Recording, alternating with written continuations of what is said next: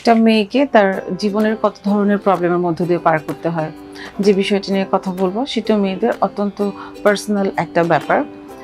সেটা হচ্ছে যে শারীরিক মিলনের চাহিদা কিন্তু অনেক মেয়েরই কমে যেতে পারে এবং জীবনের যে কোনো সময় কিন্তু এটা কমে যেতে পারে।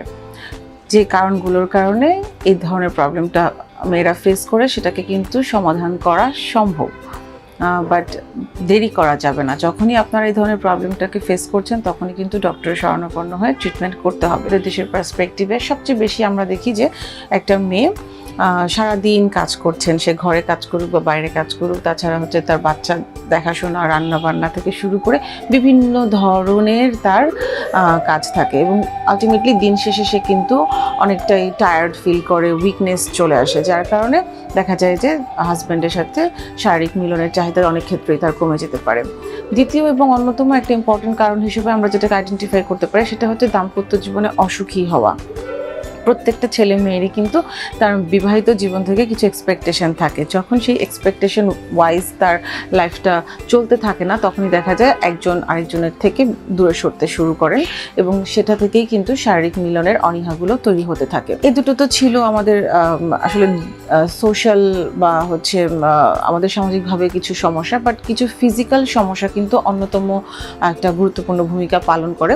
আপনারা অনেকেই খেয়াল করবেন, মেয়েদেরকে বলছি, যে যোনিপথের শুষ্কতা, এবং এই যোনিপথের শুষ্কতা হতে পারে পাশাপাশি হচ্ছে যোনিপথে বিভিন্ন ধরনের ঘা বা ইনফেকশনের কারণে পেইনফুল বা ব্যথাযুক্ত শারীরিক মিলন হতে পারে, যার কারণে এই ব্যথা থেকে কিন্তু একটা মেয়ের মধ্যে তার যৌন মিলনের চাহিদা বা ইচ্ছা কমতে শুরু করতে পারে।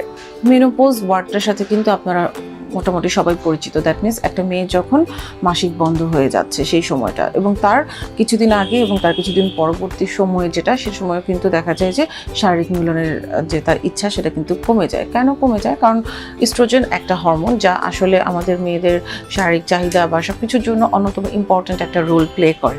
এই সময় এই ইস্ট্রোজেনের পরিমাণটা বডিতে কমে যাওয়ার কারণে কিন্তু এই ধরনের সমস্যাগুলো আমরা দেখতে পারি। মেয়েটি যখন গর্ভধারণ করছে কিংবা তার বাচ্চাকে বুকের দুধ পান করাচ্ছে, ঠিক সেই সময়ও কিন্তু দেখা যায় যে যৌন মিলনের চাহিদাটা তার মধ্যে কমে যেতে পারে। কিছু মেডিকেশনস আছে যেগুলো আমরা বিভিন্ন রোগের জন্য খেয়ে থাকি, যেমন যাদের প্রেশার আছে, ডায়াবেটিস এবং প্রেশারের যে ওষুধগুলো আছে লম্বা সময় ধরে যারা খাচ্ছেন, তাছাড়া অ্যান্টিডিপ্রেসেন্ট কিছু ড্রাগ আছে বা অ্যান্টিসাইকোটিক কিছু ড্রাগ আছে যেগুলো বিভিন্ন মানসিক সমস্যার জন্য খেতে হয়। এই ড্রাগগুলো খাওয়ার কারণেও কিন্তু অনেক ক্ষেত্রেই দেখা যায় যে যৌন মিলনের বা শারীরিক মিলনের যে ইচ্ছা সেটা কিন্তু ধীরে ধীরে কমতে শুরু করে। আসলে একটা মাল্টি অ্যাপ্রোচ ট্রিটমেন্ট।